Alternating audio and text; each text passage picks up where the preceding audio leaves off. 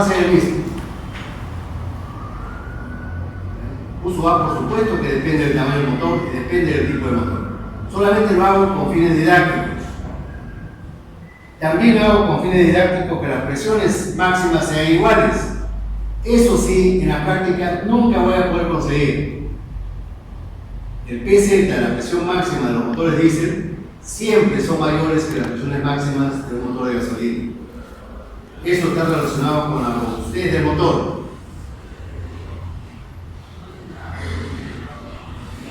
Ahora, nos falta explicar lo relativo al ciclo dual. En el ciclo dual, la eficiencia termodinámica a su vez depende de épsilon, de K, de lambda y de rho. Cuatro parámetros: épsilon, K, lambda y rho. ¿Cómo influye épsilon y cómo influye K? De formas parecidas, formas análogas a lo que ocurría en el ciclo diésel y en el ciclo Otto. Si nosotros aumentamos épsilon, la eficiencia de este ciclo dual también va a aumentar. Si aumenta K, la eficiencia termodinámica o térmica también va a aumentar, tal como ocurría con el ciclo Otto o con el ciclo diésel. Pero la pregunta es, ¿cómo influyen lambda y rho? Nosotros sabemos que en el ciclo Otto, lambda no influye en la eficiencia termodinámica. Y en el ciclo diésel, a medida que aumenta rho, la eficiencia termodinámica disminuye, tal como lo puse ahí, en el recuadro. Pero ¿qué pasa en el ciclo dual? ¿Cómo influyen simultáneamente lambda y rho? Simultáneamente. Entonces, vamos a hacer ese análisis. En el ciclo dual, la eficiencia termodinámica depende de épsilon, K, lambda y rho. Acabo de decir que si épsilon, O y O, K aumentan, entonces esto va a implicar un aumento de la eficiencia termodinámica, tal como ocurría en el ciclo Otto o en el ciclo diésel. Formas parecidas. Ahora, para analizar cómo influyen simultáneamente lambda y rho, yo voy a partir de la premisa que el Q sub A es constante. Para poder hacer el análisis, parto de esta premisa: Q sub A es constante. Por supuesto, Q sub A no lo puedo aumentar o lo puedo disminuir a discreción, a voluntad. Pero para efecto de la comparación, para efecto del análisis, lo voy a mantener constante. Pero yo sé que Q sub A se compone de dos partes. La primera, la que entrego a volumen constante. Y la segunda parte, la parte restante, que es la que yo entrego a presión constante. La primera parte depende de lambda. ¿No? Y la segunda parte, ¿de qué depende? De lambda y de rho. Nosotros sabemos, ya hemos demostrado eso en las clases pasadas, que esto es igual a CD por TC por lambda menos 1 más K lambda por rho menos 1.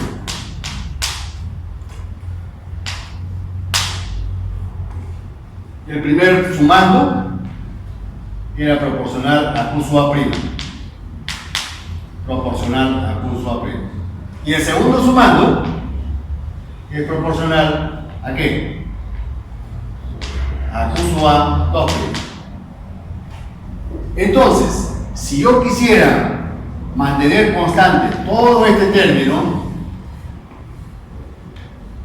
y si yo aumentase lambda,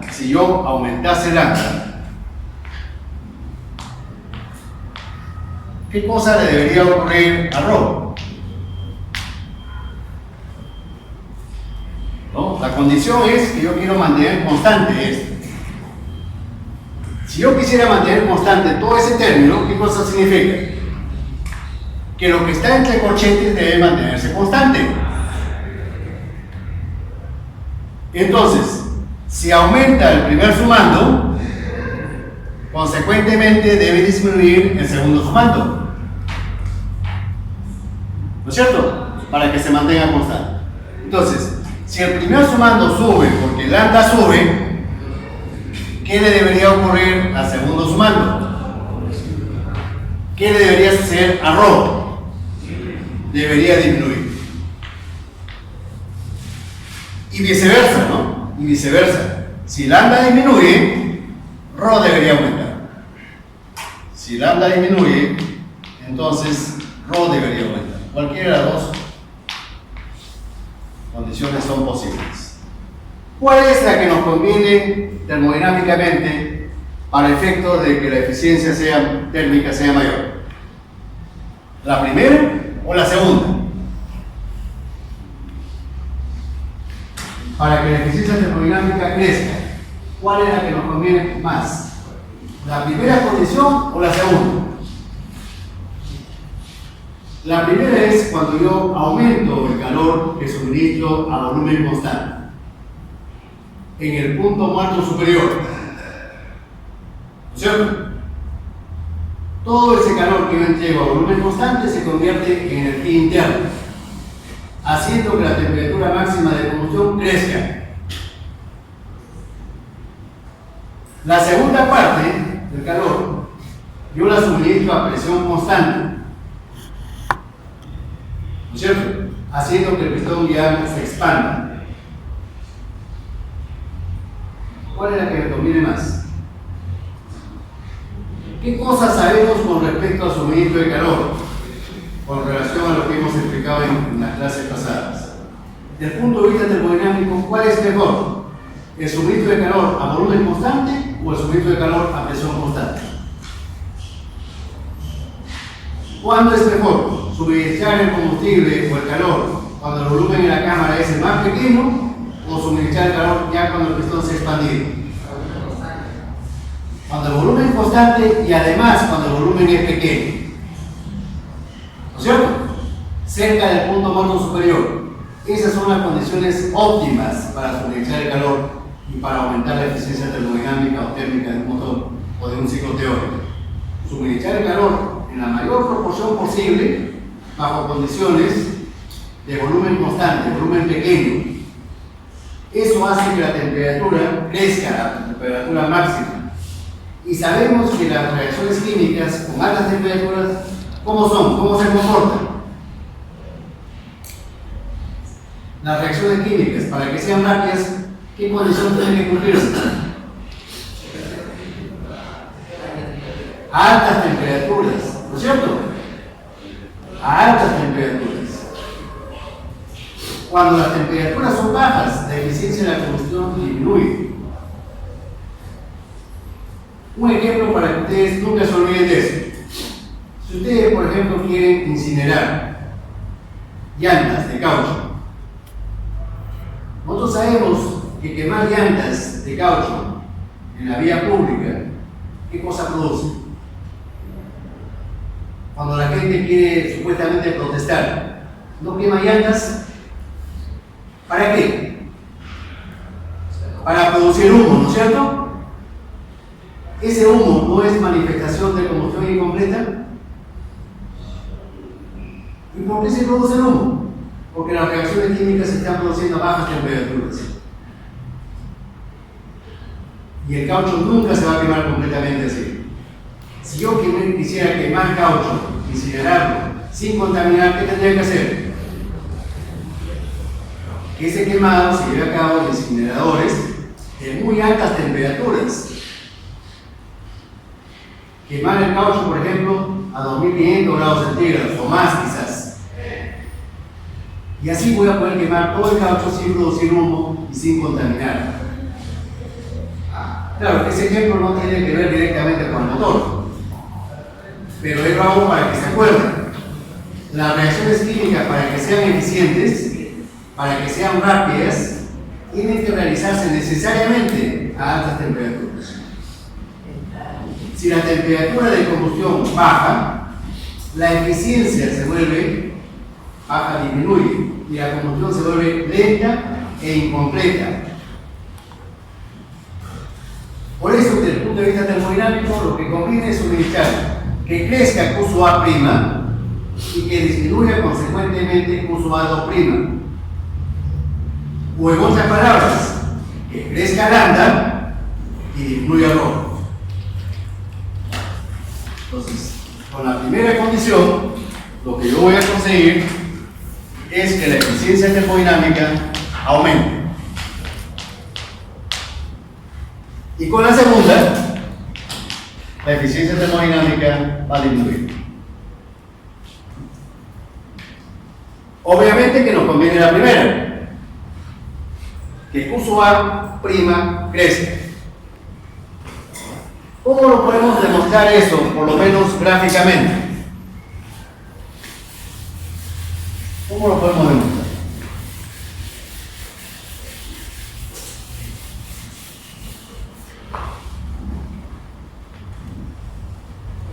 A ver, si yo tengo, por ejemplo, un ciclo dual cualquiera, en coordenadas Ts,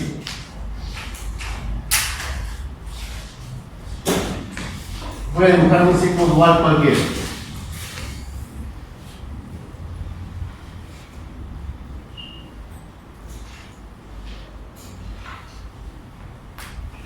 A, C, Z', Z y B. Voy a suponer que escojo la primera condición, que lambda crezca y que rho disminuya.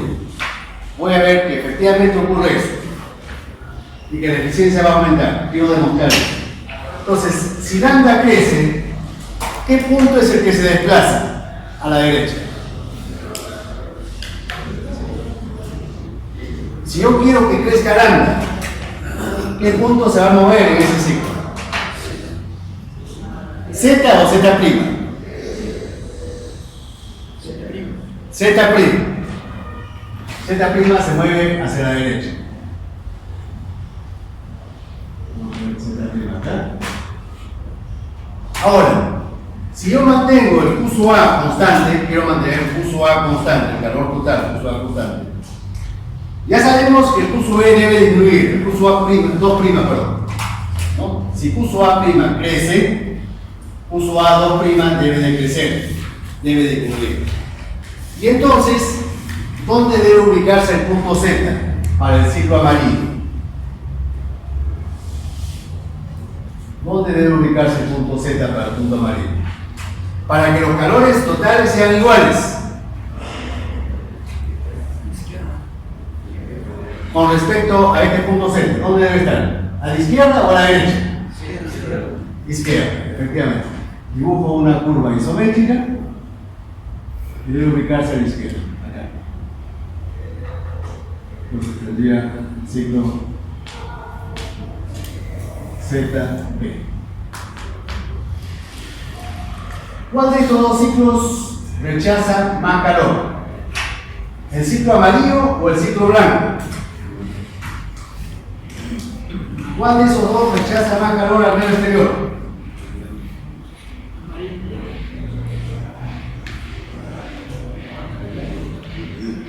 El blanco, ¿no es cierto?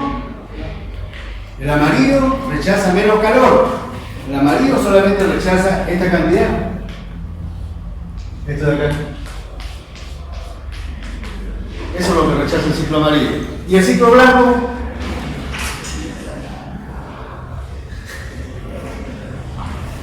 Todo esto de acá.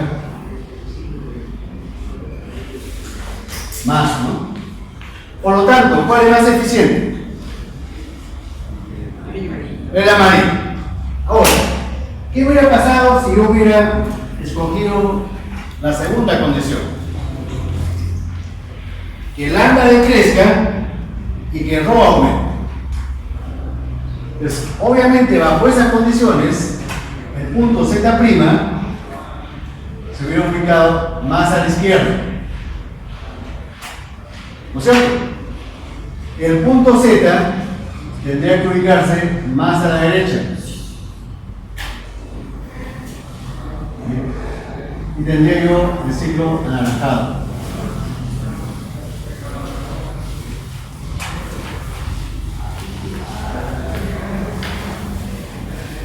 Obviamente, de esos 3 ciclos, el anaranjado es el peor.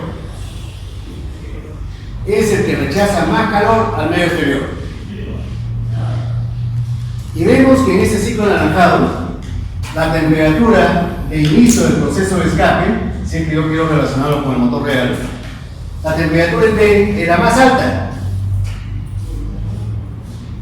Y la temperatura máxima de combustión era más baja. Por eso que es el ciclo menos eficiente. Rechazo al medio exterior gases muy calientes y la combustión no me produce mucho calor. ¿Está claro? Si todo esto yo lo represento en gráficos, todo lo que he dicho lo represento en gráficos, voy a dibujar acá en la ordenada derecha, voy a dibujar ρ, en la abscisa voy a dibujar lambda y en la ordenada izquierda voy a dibujar la eficiencia termodinámica. El valor mínimo de lambda, ¿cuánto es?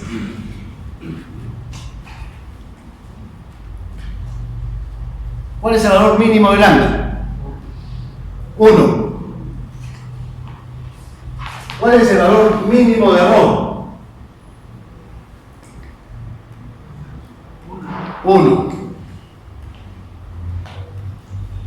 Si yo dibujo ρ en función de lambda, yo sé que las tendencias son inversas si es que mantengo Q sub A constante. Las tendencias son inversas. Si lambda aumenta, ρ debe disminuir. Entonces, más o menos, la tendencia es como una especie de hipérbola.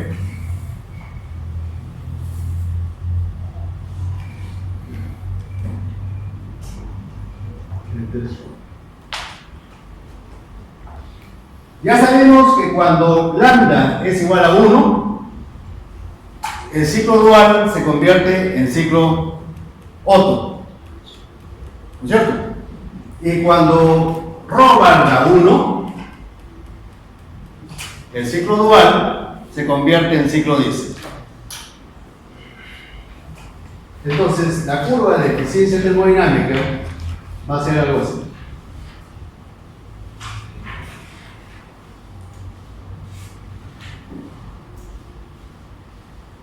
Esta es la curva de eficiencia termodinámica. Vemos que a medida que crece lambda,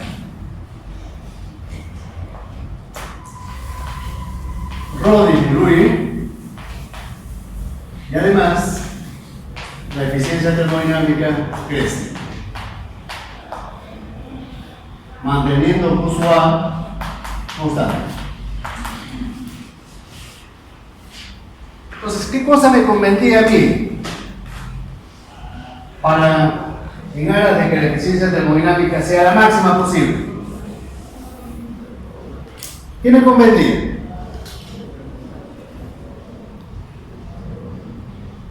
Que lambda alcance su valor máximo, acá.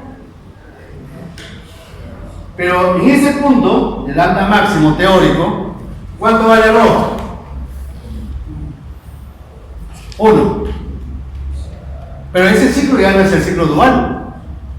¿Qué ciclo es ese? Diésel. Cuando ρ vale 1, ¿es el ciclo diésel? ¿O el ciclo Otto? Otto. ¿No es cierto? En este punto, el ciclo es el ciclo Otto. Yo estaría convirtiendo en la práctica un motor diésel en motor de gasolina. Pero eso no se hace, ¿no es cierto? A mi motor diésel tendría que sacarle los inyectores y ponerle bujías. ¿Se hace eso? No se hace, ¿no es cierto? Entonces debe haber un lambda máximo. debe haber un lambda máximo. En la práctica debe haber un lambda máximo. Ese lambda máximo, ¿con qué está relacionado? ¿Hasta cuánto puedo yo hacer crecer lambda para que la eficiencia termodinámica sea la mayor? Sé que no voy a poder nunca llegar a este valor, porque sería cambiar de motor. Pero además, ¿qué cosa ocurre si este lambda crece? ¿Qué cosa va a ocurrir? Por un lado, va a crecer PZ y TZ. ¿Cierto o no? Cuando lambda crece, vean ustedes, corresponde al ciclo amarillo. ¿Qué cosa le ha ocurrido al punto Z? ¿Qué cosa le ha ocurrido a la temperatura máxima del ciclo? Para el ciclo amarillo. ¿No ha crecido acaso? Ha crecido, ¿no? Entonces TZ va a crecer. Pero no solamente crece TZ, también crece PZ. Y cuando crecen estos valores, ¿cómo debe ser la estructura del motor? Más robusta. ¿Por qué? Porque los esfuerzos crecen. Esfuerzos mecánicos y térmicos crecen. Entonces yo tendría que hacer el motor más robusto. Pero ¿qué cosa significa hacerlo más robusto? O utilizar materiales más resistentes. ¿Qué cosa va a implicar eso? Motores más pesados y más caros. ¿No es cierto? O las dos cosas a la vez. Más pesados y más caros.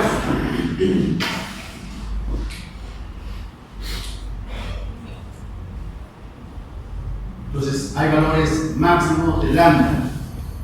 ¿No es cierto? ¿Cuántos son esos valores máximos de lambda en la práctica? De 2 a 2,2 en el ciclo dual. Lambda máximo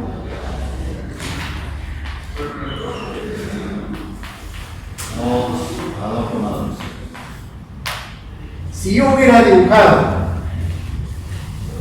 cómo cambia la presión y la temperatura en función de lambda, de ese mismo lambda,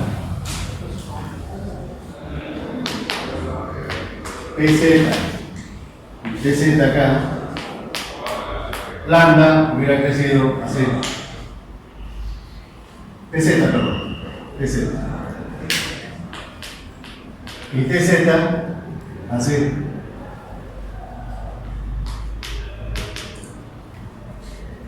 Pero el diseño del motor yo tengo que hacerlo con una presión máxima. Una presión máxima, que no supere la presión máxima. O que no supere la temperatura máxima. Y eso me va a determinar un lambda máximo. Para no superar los esfuerzos de diseño o la temperatura de diseño. ¿Está bien? Y el lambda máximo es este.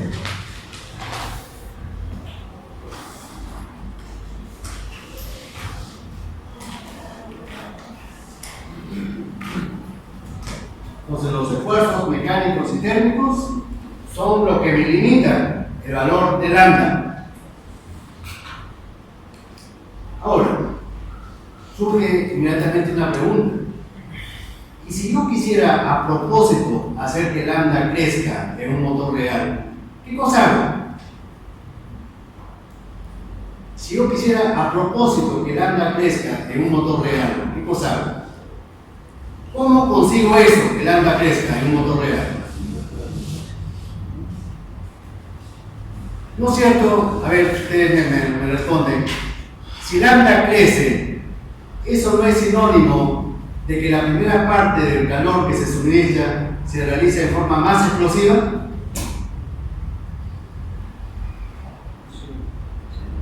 Si lambda creciera, eso no es sinónimo de que está creciendo la primera parte del calor suministrado a volumen constante, por lo que es lo mismo, esa parte se está adicionando de forma más explosiva.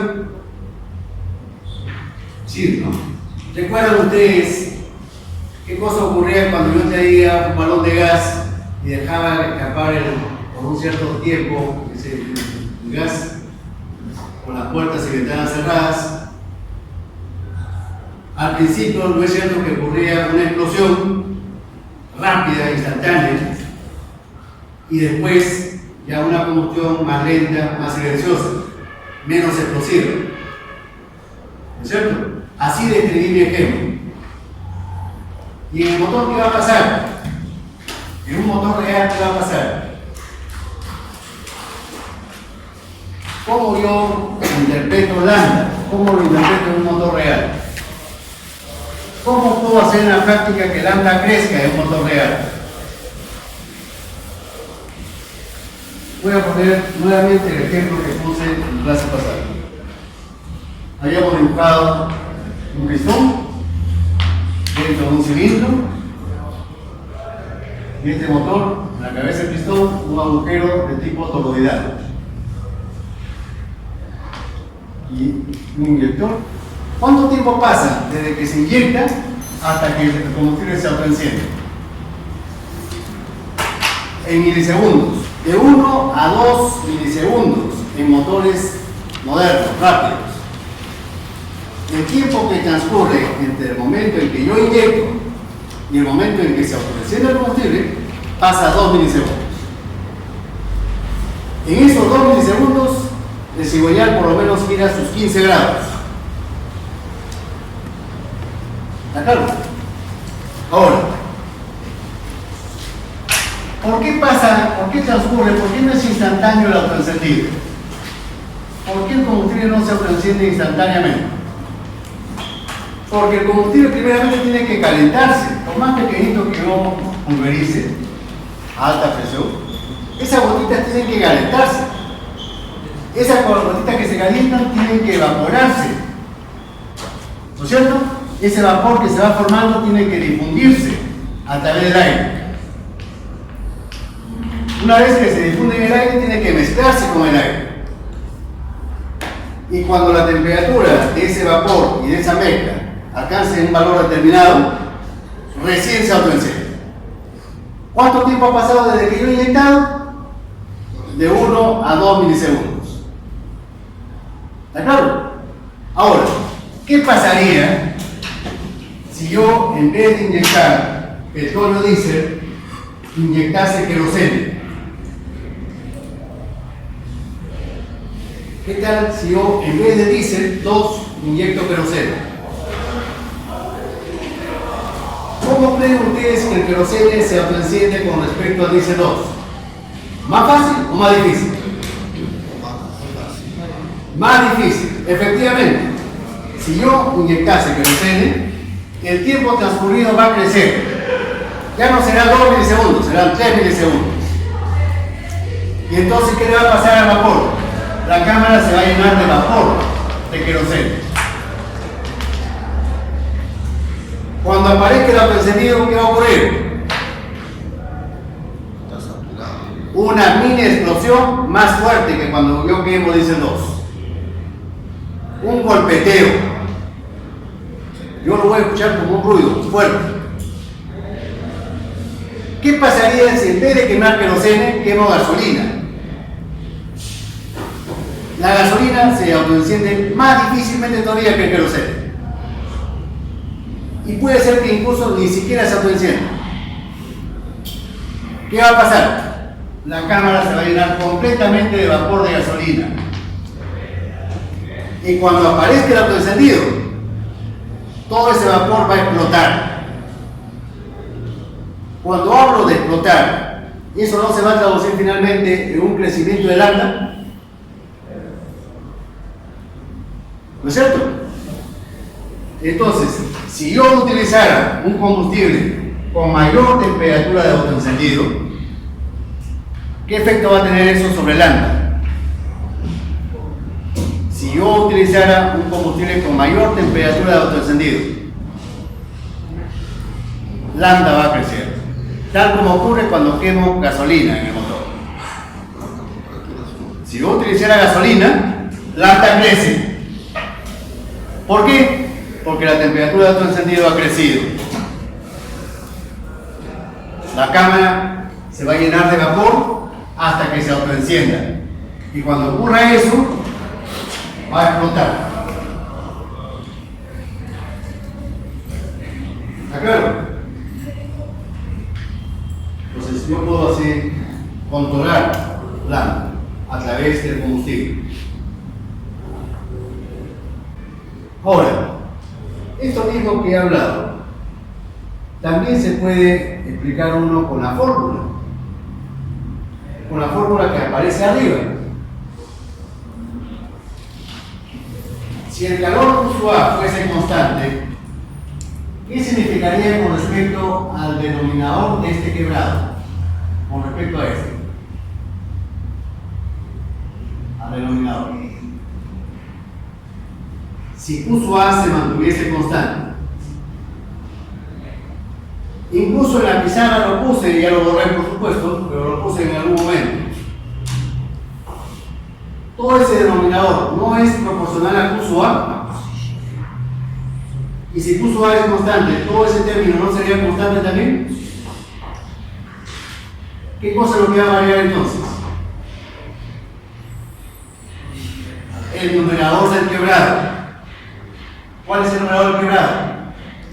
Obviamente este término. Si ese numerador crece, ¿qué le pasa a la eficiencia? ¿Sí? Disminuye. Si ese numerador crece, la eficiencia disminuye, porque Q sub E está aumentando. ¿No es cierto?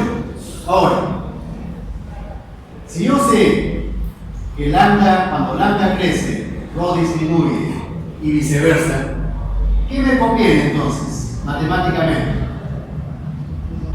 ¿Que aumente lambda o que aumente rho? Que aumente lambda, ¿no es cierto? Porque rho está elevado al exponente k. Y el exponente k es mayor que 1. Si yo hago que rho aumente, y por lo tanto lambda disminuye, entonces ese numerador va a crecer. Si yo hago lo contrario, es decir, que lambda crezca y que rho disminuya, ese numerador va a bajar. Y si el numerador disminuye, la eficiencia aumenta. ¿Está claro? Problema. Un motor diésel automotriz. Un motor diésel automotriz.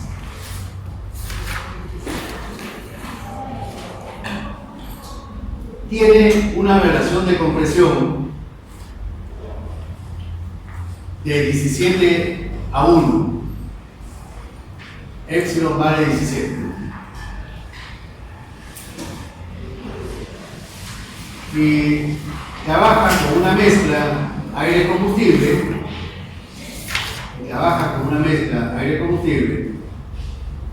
igual a 24 a 1. 24 a 1. 24 kilogramos de aire por cada kilogramo de combustible. 24 a 1. Punto seguinte. Asumiendo que el trabajo de este motor, lo podemos simular matemáticamente con un ciclo dual, asumiendo que el trabajo de este motor lo podemos simular con un ciclo dual,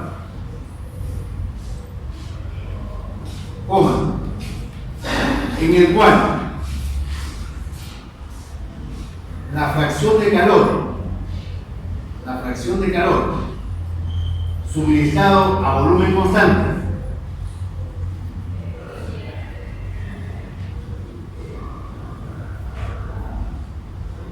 sea la mitad, que la fracción de calor suministrado a volumen constante sea la mitad con respecto al calor suministrado a presión constante. sea la mitad con respecto a la presión de calor suministrada a presión constante.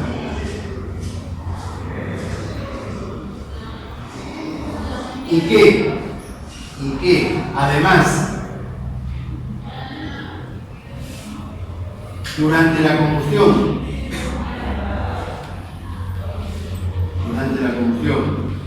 se pierde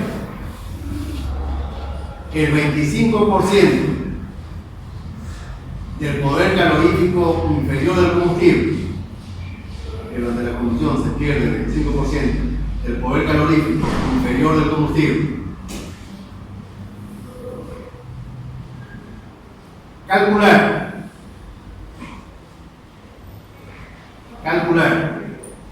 los parámetros termodinámicos del ciclo.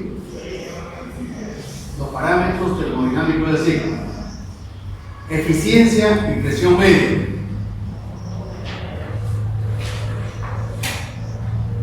Y también los valores de presiones y temperaturas en los puntos típicos del ciclo.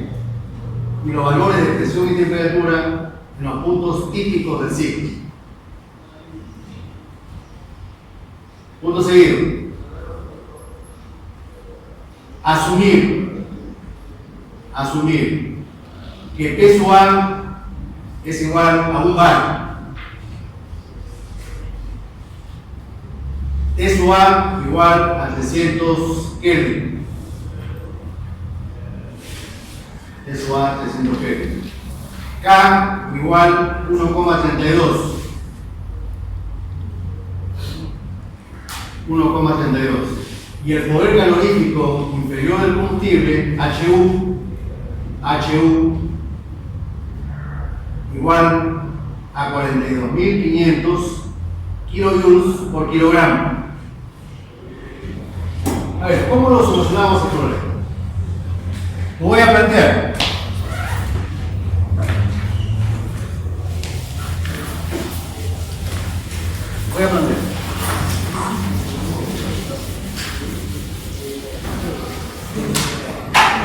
A ver,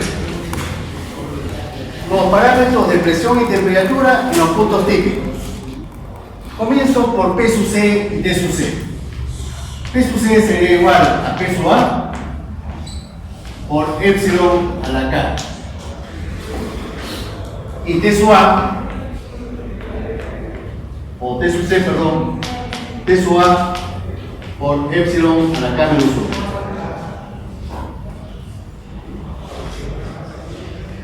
Ahora, P sub Z, PZ', perdón, y TZ'. PZ' sé que es igual a PC por lambda. Y además, PZ' es igual a PZ. TZ' es igual a lambda por TC. Y TZ sería igual a ρ por TZ'. La cuestión es que no conozco ni lambda ni ρ por ahora. Pero me dan otro dato. Me dicen que la fracción de calor suministrada a volumen constante, yo sé que esa cantidad de calor es proporcional a lambda menos 1. Es la mitad de lo que se desprende a presión constante. Lo que se desprende a presión constante es proporcional a K lambda por ρ menos 1. Este es Q sub A' con respecto a Q sub A ρ'. Son proporcionales.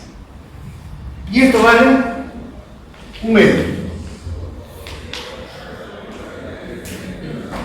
También lo pude haber puesto así, ¿no? Q sub A' con respecto a Q sub A total.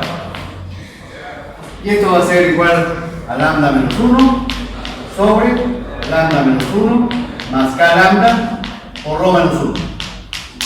¿Y cuánto vale esto? 1/3. Muy bien. Pero no conozco ninguno de esos términos. Pero el problema, el enunciado del problema me da otro dato. ¿Qué dato? El calor que se desprende durante la combustión. ¿Cuánto es el calor que se desprende durante la combustión? Es la masa del combustible por el poder calorífico inferior por una eficiencia de la combustión. ¿Cuánto vale esa eficiencia? Por el enunciado del problema. ¿Cuánto vale? 75%. 0,75. Y esto será igual al calor que se le suministra al aire. ¿Cuánto se le suministra al aire? Masa del aire por C sub B por T sub C por lambda menos 1 más K lambda por rho menos 1.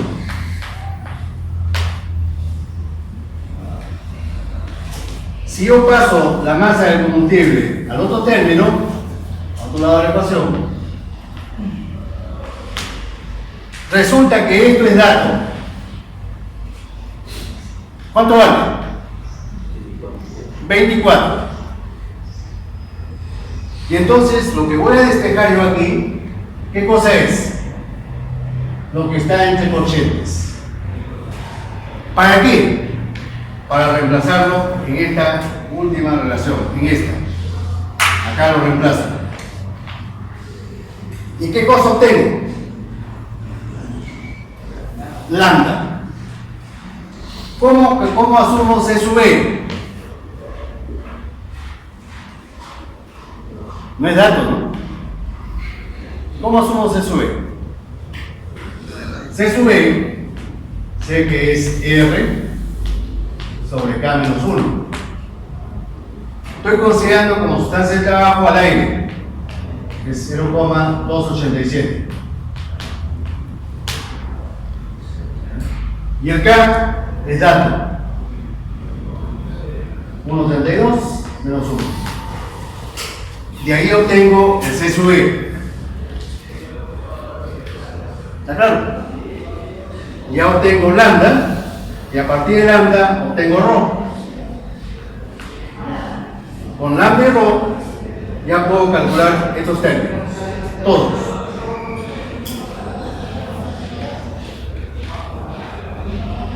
¿Cómo calculo la eficiencia termodinámica?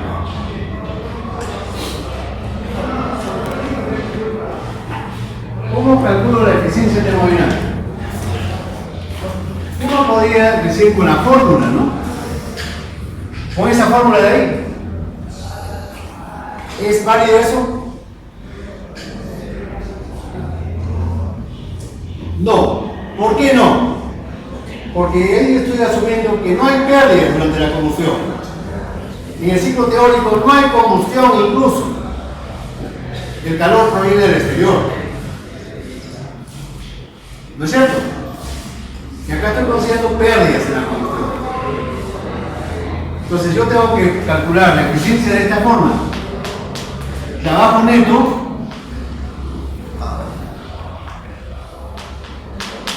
entre Q sub A. Q sub A. ¿Y cómo calculo el trabajo neto? Trabajo en la expansión menos trabajo en la compresión sobre Q sub A. ¿Cómo es el trabajo en la expansión? Sabemos que es PZ por BZ menos P sub B por B sub B sobre 1 menos K. Este es el trabajo de expansión. A lo absoluto, ¿no? A lo absoluto de todo esto. El trabajo de la compresión, ¿cómo es? Bueno, alguien por favor. ¿Cómo es el trabajo? análogo a esta fórmula.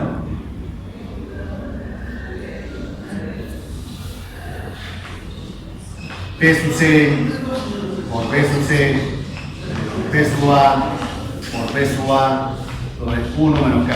¿Cierto o no? Análogo. ¿No son fórmulas análogas? Ahora, este término de acá, lo que está en el numerador, yo puedo ponerlo también como M por R por T sub Z menos T sub E. ¿Cierto o no? Y puedo expresarlo de trabajo por unidad de masa.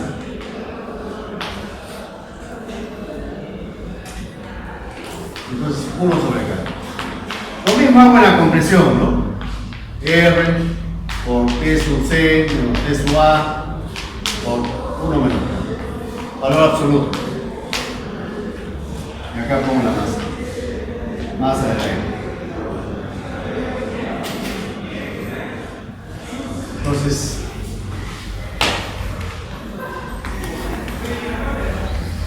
pongo acá trabajo de expansión menos trabajo de compresión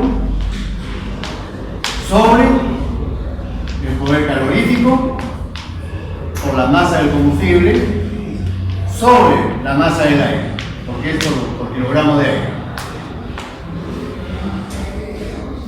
La pregunta es, ¿por qué en el denominador, acá en el cálculo de flujo A, no lo afecto por la eficiencia termodinámica, por la eficiencia de la combustión?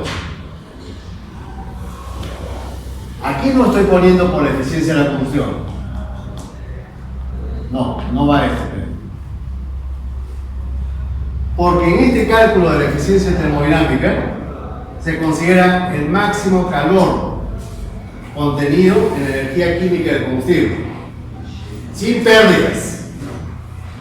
Es el máximo teórico, ideal. Por eso no tengo por qué afectarlo de la eficiencia de la combustión.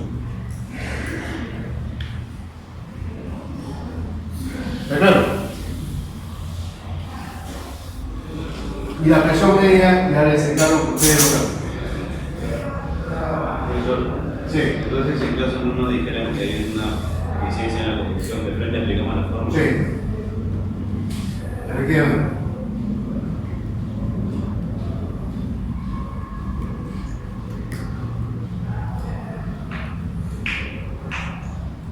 Ahora, todo lo que hemos visto de ciclos teóricos corresponden a los motores de aspiración natural. Eso ya ustedes previamente lo han visto en el curso de termodinámica. Pero lo que no han visto es los ciclos teóricos de los motores sobrealimentados. Eso es lo que vamos a ver a continuación. Los ciclos teóricos de los motores sobrealimentados. Pero antes de hacer deducción de fórmulas, quiero explicarles un poco más sobre la sobrealimentación. Lo que se muestra aquí en la diapositiva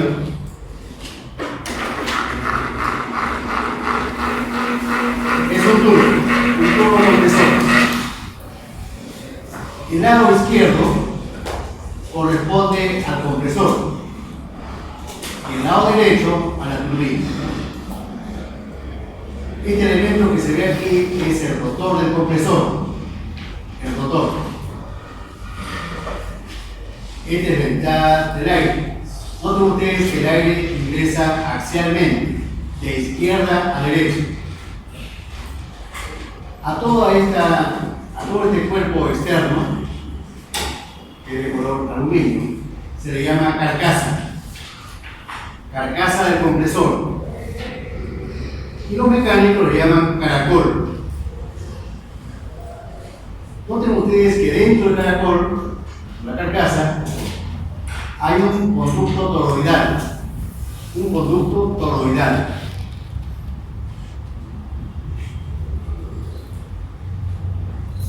En el lado derecho se muestra a la turbina. Esta es la turbina. Ahora, lo que se ve de color acá, color aluminio, realmente es una sección de álabes fijos, como vamos a ver enseguida. Esa sección de álabes fijos reciben el nombre de toberas. Toberas. Vamos a explicar para qué sirven las toberas. En la parte interna está el rotor de la turbina. Los gases entran a la turbina en forma radial, como base de escape, y salen de la turbina en forma axial. Lo contrario a lo que ocurre con el compresor.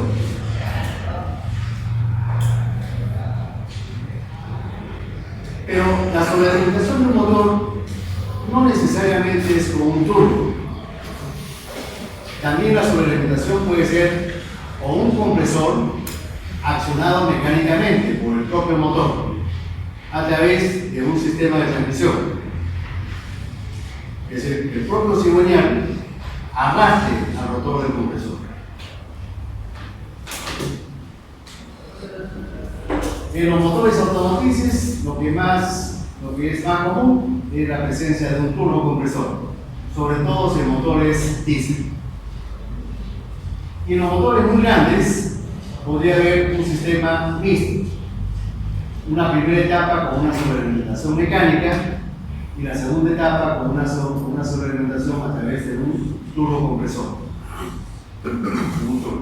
Esto solamente es en motores grandes, porque el costo de este sistema es costoso, valga la redundancia, que solamente se justifica cuando el motor es grande.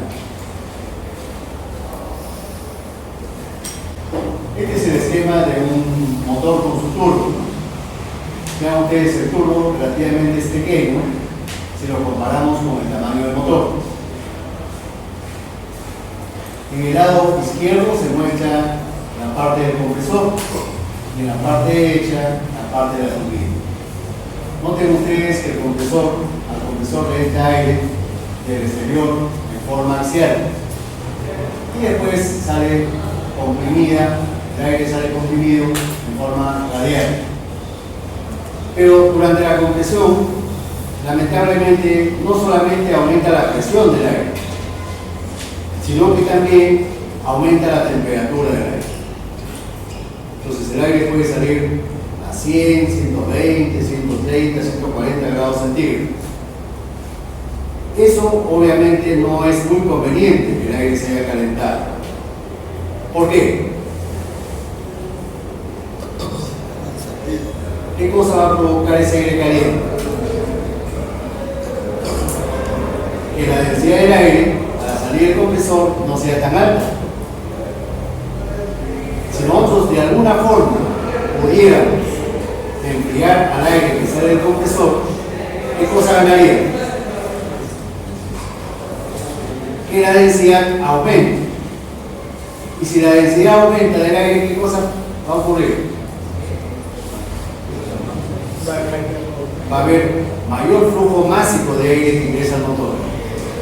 Si el flujo másico que ingresa al motor de aire aumenta, no significa eso que manteniendo la relación aire-combustible constante podamos quemar más combustible. Y si quemamos más combustible, ¿qué le va a pasar a la potencia desarrollada por el motor? Va a incrementar, ¿no es cierto? ¿Y eso nos conviene o no? Sí, porque manteniendo el mismo tamaño del motor, hemos logrado aumentar la potencia sin necesidad de sobredimensionar el motor, solamente aumentándole la presencia del turbo. ¿De acuerdo? En la siguiente diapositiva se muestran algunos parámetros del aire y de los gases a su paso por el turbocompresor. Vean ustedes, a la entrada del compresor podemos considerar estas las condiciones ambientales: 15 grados centígrados y la presión atmosférica de un bar. Un bar, antes que ingrese el compresor. A la salida del compresor, ¿cuáles son las condiciones?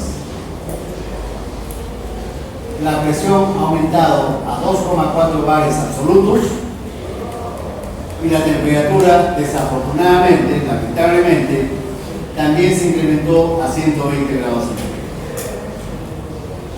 ¿Qué hacemos? Hay que enfriar al aire. ¿Cómo? Con un intercambiador de calor. A ese intercambiador de calor se le llama intercooler. en este caso específico, intercooler. Con intercooler vean ustedes que la temperatura baja significativamente de 120 grados centígrados a 60 grados centígrados. Y la presión baja ligeramente. ¿Por qué baja la presión? ¿Cuál es la causa de que la presión haya bajado? La pérdida de presión en las tuberías que hay en el intercambiador. Vean ustedes que en el intercambiador hay una serie de tubitos por donde pasa el aire. Y en forma transversal circula aire frío. ¿De dónde proviene ese aire frío? Del medio ambiente. ¿Quién lo sopla? Un ventilador. Generalmente el ventilador del automóvil, del motor del automóvil.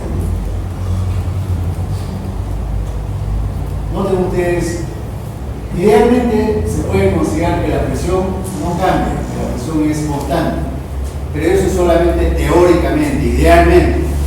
En la práctica la presión siempre va a bajar por las pérdidas que ustedes acertadamente respondieron. Ahora, ¿qué le pasa a los gases de escape? Vean ustedes, la temperatura de la salida de los gases fluctúa entre 650 y 750 grados centígrados. Si es que el motor es diésel, de 650 a 750. Y la presión, vean ustedes, en este caso específico, 4 bares. 4 bares. A la salida de la turbina, ¿qué tenemos? Una presión ligeramente superior a la presión atmosférica y la temperatura de los gases han bajado en 30 grados centígrados. En 30 grados centígrados. Si el turbo fuese para un motor de gasolina, los gases de escape salen más calientes o más fríos.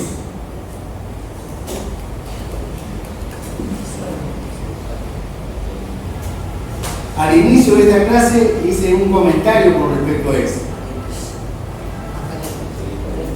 Más calientes. Efectivamente, de un motor, si fuera de gasolina, los gases de escape salen entre 900 y 1000 grados centígrados. Por eso, la sobrealimentación en los motores de gasolina es más complicada, más difícil. Un parámetro importante de la sobrealimentación es este parámetro llamado P/K.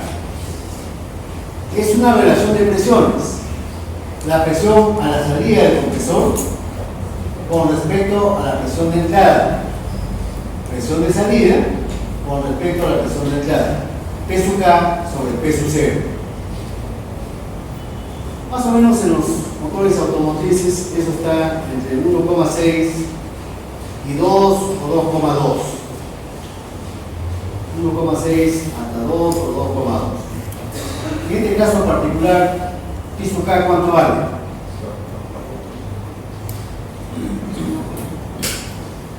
En este caso particular, ¿cuánto vale P/K? 2,4. Es un valor alto. ¿Ya? Para un motor automotriz es un valor alto.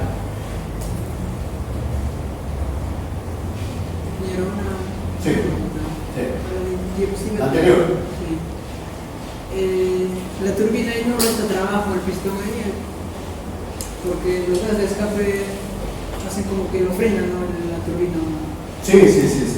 Por eso, Es decir, la presencia de la turbina, del rotor de la turbina, en algunos casos representa obstrucción a la salida de los gases.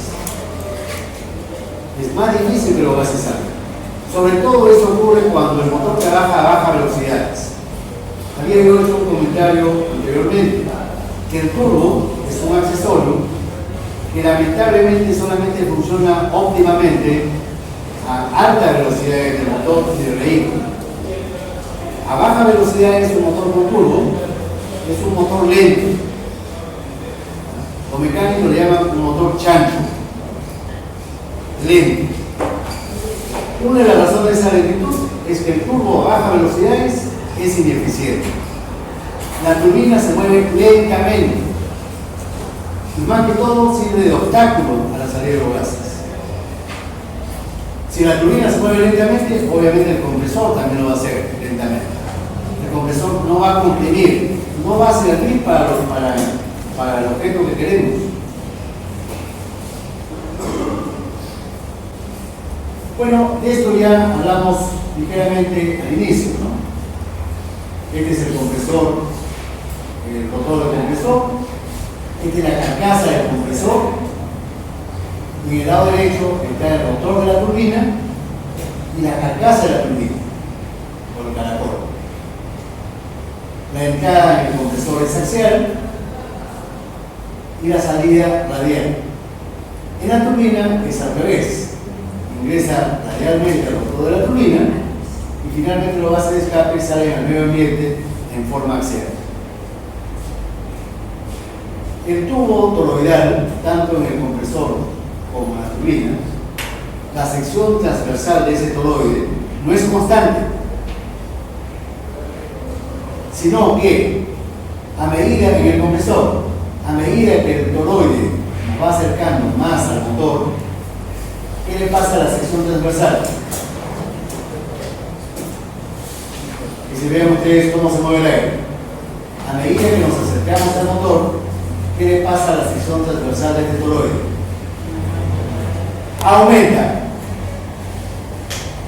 Y si la sección transversal aumenta, ¿qué implicancias tiene eso con respecto a la velocidad del flujo de aire?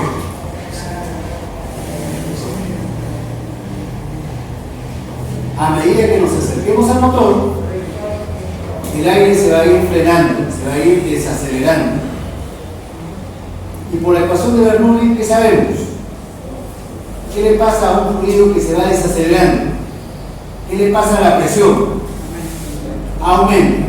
¿Nos conviene que la presión del aire a medida que nos acerquemos al motor vaya aumentando? Sí, porque con eso aumenta la densidad y con la densidad aumenta el flujo máximo. En la turbina ocurre todo lo contrario. A medida que nos vamos alejando del motor y acercando al rotor de la turbina, ¿qué debe ocurrir? Que los gases de escape, a medida que nos acerquemos al rotor de la turbina, el flujo se vaya acelerando. Y para que el flujo se acelere, ¿qué tiene que ocurrir con la sección transversal del toroide? ¿Qué tiene que pasar? Tiene que disminuir, ¿no es cierto? Con eso conseguimos que la velocidad cerca de la turbina se incremente. ¿Está claro? Ahora, con un comentario adicional, vemos que el rotor de la turbina y el compresor, los rotores están unidos con un eje. Y este eje, en esta parte del eje hay dos rodamientos. Y esos rodamientos tienen que estar lubricados. Pero la parte que está cerca de la turbina está muy caliente. La temperatura de la turbina está a 600, 700 grados. Mientras que la temperatura promedio del motor son de 250 a 300 grados centígrados en promedio. Es decir, en otras palabras, el tubo compresor es la zona crítica para la lubricación. Es la zona más caliente de todo el motor. Y por lo tanto, los motores que tienen turbo tienen que utilizar un aceite más resistente a la temperatura y a la oxidación, para que no pierda sus propiedades lubricantes. Ahora, en la parte derecha se muestra el rotor del compresor y la turbina. Mientras que el material del compresor es aluminio, el rotor del compresor es aluminio, el rotor de la turbina o es acero inoxidable o es una superaleación de níquel-plomo. O es acero inoxidable o es una superaleación níquel-plomo. ¿Por qué? ¿Por qué la diferencia de materiales? Por las temperaturas, antes que por las presiones, por las temperaturas. La temperatura del aire, ¿a qué temperatura mostramos en la diapositiva anterior o tasa anterior? 120 grados centígrados. Y los gases de escape, ¿a qué temperatura estaban? A 700. Obviamente que los materiales tienen que ser diferentes. No por efecto de la presión, no por razón de la presión, sino por la razón de las temperaturas.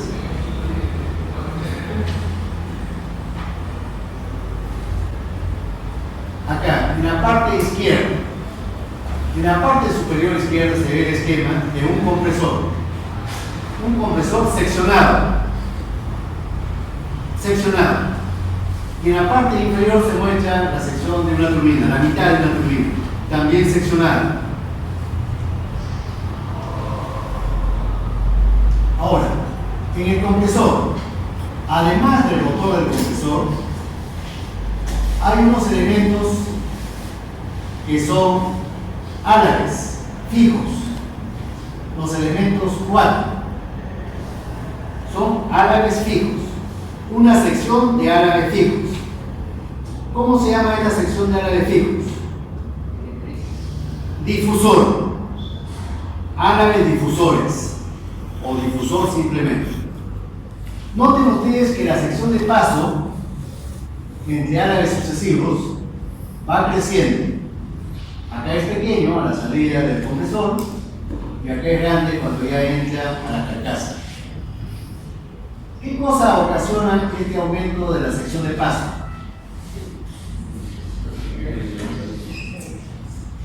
Que el flujo se acelere o se desacelere. Se desacelere. ¿Qué ganamos con esto? Por Bernoulli, que la presión aumente. ¿Nos conviene eso o no? Sí, porque eso provoca el aumento de densidad y lo que queremos es que la densidad aumente. Vemos también que la sección de paso de la carcasa, del caracol, del tubo toroidal, se vaya incrementando a medida que nos acercamos al motor. Por la misma razón anterior, si el área se incrementa a medida que nos acercamos al motor, la velocidad del aire va a ir disminuyendo. Y si la velocidad del aire disminuye, la presión aumenta. ¿No es cierto? Ya sabemos que siempre nos conviene que la presión del aire aumente, porque con ello aumenta la densidad. Y con el aumento de la densidad, el flujo máximo de aire. Solamente los motores grandes tienen difusores. En los motores pequeños, en los turbos pequeños, es muy difícil ponerle álabes directrices en una zona tan pequeña. En la turbina, vemos que además del rotor de la turbina, el elemento 10, existe también la sección 9. La sección 9, en la vista frontal, es esta zona de álabes fijos, algo equivalente a los difusores, pero acá se llaman toberas. Esos álabes fijos se llaman toberas. ¿Qué función tienen las toberas en esta turbina? Hay dos funciones. Una de ellas, como sus compañeros dos de ustedes han contestado, para acelerar el flujo de gases, para que los gases al entrar a la turbina entren con la mayor velocidad posible. Pero además tiene otra función igual de importante: direccionar adecuadamente el flujo, para que el flujo de gases que entra a la turbina entre sin choques, que no se forme turbulencia. ¿Está claro? Porque la presencia de turbulencia es sinónimo de pérdida de presión, es sinónimo de pérdida de energía y de irreversibilidad. ¿Está claro?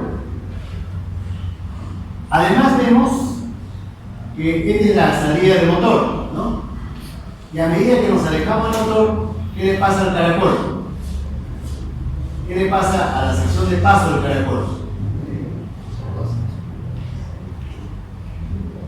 Va a ir disminuyendo, ¿no es cierto? A medida que nos alejemos yendo de derecha a izquierda por el flujo toroidal del caracol, la sección de paso va a ir disminuyendo. ¿Qué efecto tiene eso sobre la velocidad de base de escape? ¿Perdón? Va a ir ir aumentando.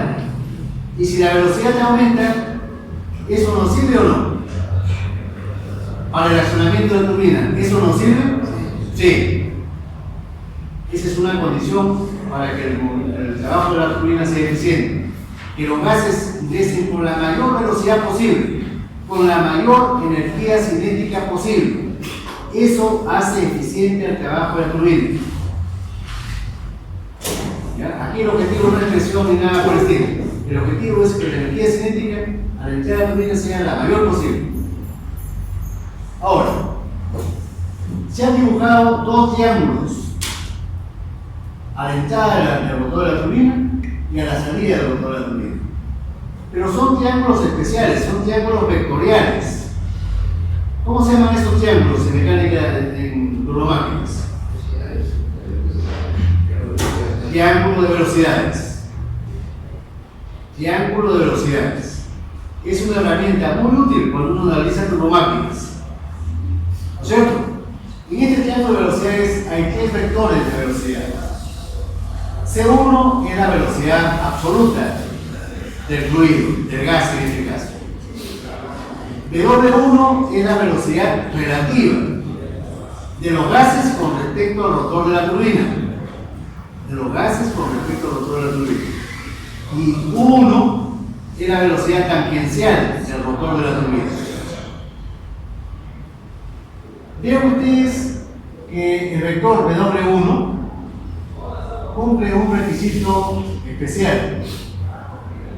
Este vector W1 debe ser tangente a la línea media que pasa por dos álabes sucesivos. Al eje que pasa por dos álabes sucesivos. Debe ser tangente. ¿Para qué? Para que no haya choques, para que no se forme turbulencia. Sabemos que la turbulencia es pérdida de energía. ¿Está claro? Otra condición que debe cumplirse, que el vector C1 en tamaño, en módulo, tenga el mayor valor posible. Eso lo conseguimos con las toberas, ¿no es cierto? Lo conseguimos con las toberas. Pero además debe haber un ángulo especial, como voy a indicar después, el ángulo de ingreso. A la salida, el triángulo de velocidades debe cumplir un requisito. Dos requisitos. ¿Cuáles son? Que el vector C2 tenga el menor módulo, tenga el menor valor posible. Es decir, que los gases salgan con la menor energía cinética posible. Eso se consigue cuando C2 es el menor valor. Y además, C2 debe salir solamente en forma axial. C2 no debe tener componentes ni radiales ni tangenciales. C2 debe tener solamente una componente axial. ¿Está claro? Esas condiciones le garantizan la mayor eficiencia del turbo.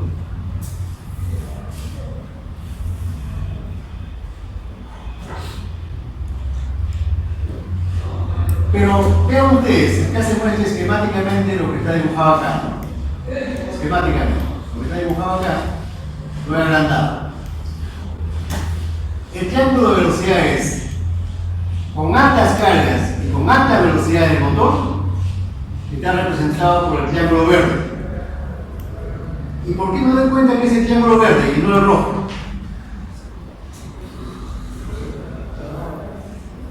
Porque con altas cargas y alta velocidad del motor, yo garantizo que los gases de escape salgan calientes a alta velocidad. ¿Cierto o no? Cuando el motor trabaja con alta carga, con la mayor cantidad de combustible inyectado. Si yo bajo la cantidad de combustible inyectado, ¿qué le va a pasar a la energía cinética de los gases? Va a bajar, ¿no es cierto? Y si la temperatura de los gases baja, ¿qué le pasa a la energía cinética? También va a disminuir. ¿No se ve eso acaso en la figura? Que el vector C1' tiene menor valor que el C1 verde. tiene menor valor, ¿no es cierto? Ahora, si yo utilizara toberas fijas, ¿no creen ustedes que este ángulo alfa sería constante? Si las toberas fuesen fijas, ¿ese ángulo alfa no sería constante? Sí, ¿no? Porque lo que indica el flujo son las toberas. Las toberas son las que orientan al flujo para que ingrese al rotor de la turbina. Y si entrara con el mismo ángulo alfa 1 cuando yo bajo la carga, el vector rojo estaría en la misma dirección que el vector verde, con el mismo ángulo alfa 1. ¿Y qué le pasaría al vector 1'? Si la punta del vector W1 de rojo estaría acá, la cola del vector, ¿dónde estaría? Me estoy refiriendo al vector rojo 1'. Si las toberas fueran invariables, un ángulo invariable, alfa 1 constante,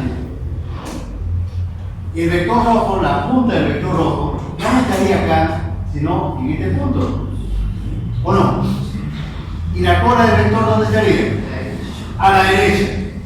Pero si el vector, la cola del vector rojo estaría a la derecha, ¿cómo estaría la punta del vector W1? W1'.